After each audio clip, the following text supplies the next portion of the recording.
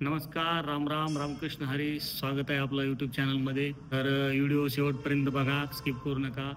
आपण रोज सकाळी वर्कआउट घेतो, पण वर्कआउट घेताना काय आपल्याला छोट्या छोट्या गोष्टींची काळजी घ्यावी लागत असते. तर ते आपण घ्यायला पाहिजे. का तर वर्कआउट दरम्यान आपल्याला काही थोड्या प्रमाणात आपल्या बॉडीला इजा होऊ शकतात, पेन होऊ शकते. तर त्याबद्दल थोडी आपल्याला काळजी घ्यावी लागते. तर आपण त्यासाठी आपल्या शरीराचा आवाज ऐकायला पाहिजे, की आपण किती फास्ट वर्कआउट करतो, किती हेवी वर्कआउट करतो, यावर आपलं शरीर किती काम करते त्यावर आपण लक्ष दिलं पाहिजे. वर्कआउट करताना आपल्याकडं ड्रेस कोड चांगला पाहिजे. Proper T shirt, sport pant, sport shoes, yoga mat हे आपल्याकडे असायला पाहिजे.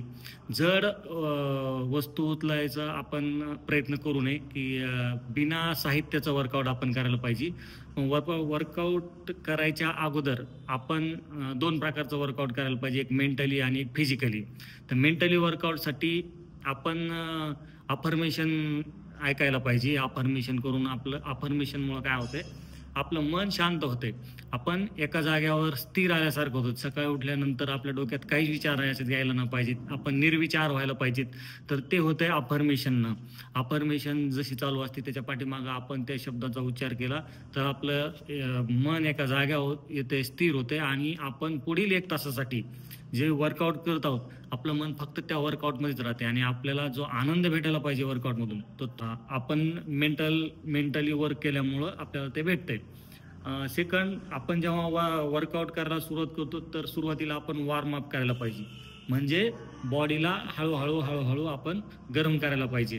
तर जसं आपलं शरीराचं तापमान वाढत जाते तसं आपले जे स्नायू आहे, जे मसल्स आहेत, जे सांधे आहेत, तर त्यांना आपण वॉर्मअपद्वारे थोडं फुल मूवमेंट करतो. तर ती एकदम फास्ट नाही होत, ती थोडी हळूहळू व्हायला पाहिजे.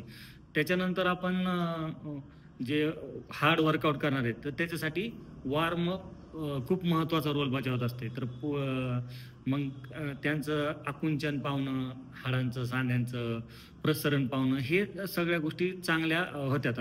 आणि काही लोक काय करतात, वॉर्मअप करायचं टाळतात, प्रॉपर वॉर्मअप करत नाहीत. त्याच्यामुळं बेस्ट रिझल्ट असा भेटत नाही. तर वॉर्मअप जर केलं तर पुढचं जे हार्ड वर्कआउट आहे तर ते खूप छान पद्धतीनं होऊ शकतंय. आणि व्यायामात आपण प्रगती करायला पाहिजे. म्हणजे उत्तम फॉर्म व्यायामामध्ये यायला पाहिजे. आपला पोश्चर आपण स्टेबल करायला पाहिजे. कोणतेही साधन न वापरता, कुठल्याही जड वस्तू न उचलता आपण व्यायाम करायला पाहिजे. आपण जे वॉर्मअप केलेलं आहे स्लोली, तर ज्या वेळेस आपलं प्रॉपर वर्कआउट सुरू होतं तर त्यावेळेस आपण फास्ट वर्कआउट करायला पाहिजे. म्हणजे बॉडी आपली हिट होते, आपल्याला चांगली आपली घामाची आंघोळ होती आणि आपल्या शरीराच्या हालचाली योग्य प्रमाणात व्हायला सुरुवात होते. मग जास्त व्यायाम केल्यानं आपल्याला दुखापत होऊ शकते. तर आपण जास्त व्यायाम करणं थोडं टाळायला पाहिजे. कारण आपले जे मसल्स बिल्ड होण्यासाठी आपण व्यायाम करतो, आपल्या हाडाचं आरोग्य चांगलं राहावं म्हणून आपण व्यायाम करतो. तर जर आपण जास्त वजन उचलायचा व्यायाम करत असतो तर ते आपल्या शरीराला सहन होणार नाही.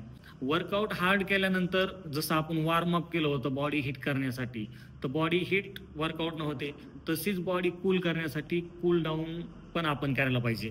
म्हणजे पहिले जे आपण केलेलं आहे अफर्मेशन, नंतर वॉर्मअप, नंतर हार्ड वर्कआउट, तसंच कूल डाऊन पण आपण करायला पाहिजे. जे काही आपल्या मसल्स ओपन झालेले आहेत, जे आपल्या स्नायूंनी हार्ड वर्कआउट केलेले तर त्यांना एकदमच जाग्यावर आणायला न आणता थोडं हळूहळू जाग्यावर आणायला पाहिजे. म्हणजे जी आपली नर्वस सिस्टीम आहे तर ती कमी होईल, आपल्या शरीरावर ताण कमी होणार आणि आपल्या स्नायू जे आहेत पूर्ववत पहिल्यासारखे जाग्यावर येणार. कूल डाऊन करायला पाहिजे. आणि त्यासोबत सातत्य आणि रिकव्हरी हे पण महत्त्वाचं आहे. सातत्य कसं आहे, जर तुम्ही 1 दिवस वर्कआउट करताल, दुसऱ्या दिवशी वर्कआउटच करणार नाहीत, किंवा आठवड्यात 2-2 तास, आज 1-2 तास केले, उद्या 2 तास केले, म्हणजे 300 मिनिट तुम्ही वर्कआउट केले तर त्याचं बेनिफिट भेटणार नाही. तुम्ही रोजचा अर्धा तास व्यायाम करा, रोजचा अर्धा तास सफिशियंट आहे, पण तो रेग्युलर आणि रोज पाहिजे. व्यायामाचे जेवढे फायदे आहेत तितकेच नुकसान पण आहेत जर तुम्ही रेग्युलर करत नसताल तर. आणि इरेग्युलर असेल तर त्यापेक्षा व्यायाम न केलेला बरा, वर्कआउट न केलेलं बरं. मग आठवड्यातून 2 दिवस वर्कआउट करण्यापेक्षा आठवड्याचे 7ही दिवस एकही दिवस सिंगल डे खाडा न घेता वर्कआउट जर केलं, फार नाही 30 ते 45 मिनिट जर केलं तर तो सफिशियंट आहे. आणि त्याच्यामुळं काय होतंय, आपलं वर्कआउटमध्ये सातत्य राहते, आपल्याला आपली एफिशियन्सी वाढती, आपली एनर्जी लेवल वाढती, आपलं शरीर चांगल्या पद्धतीने काम करतंय. आपण वर्कआउट केल्यानंतर दिवसभर आपल्याला ऊर्जा मिळते, एनर्जी मिळते आणि स्नायूमध्ये असा बळकटपणा येते आणि आपल्याला छान अशी सुंदर झोप पण लागायला सुरुवात होते. आपण पाणी पण प्यायला चांगलं लागतो, जेवण टाईम टू टाईम करायला लागतो. त्यामुळं सुंदर अशी छान झोप यायला सुरुवात होती, सकाळी जाग येते. जर तुम्ही अशा पद्धतीनं तुमचं वर्कआउट करत असताल तर तुमचा राईट वे चालू आहे. आणि तुम्हाला जर वर्कआउट करायला एकट्याला बोर होत असेल किंवा तुम्हाला असं वाटत असेल की मला वर्कआउट करायचे पण मला सोबत कोणतरी पाहिजे, तर तुम्ही नक्कीच मला कमेंट करा. मी रोज सकाळी ऑनलाईन वर्कआउट घेत असतो. सकाळी 5 ते 6 झूमवर मी तुम्हाला लिंक देईल. तुम्ही झूमद्वारे घरी बसूनच व्यायाम करू शकतात. व्हिडिओ जर आवडला तर लाईक करा, शेअर करा.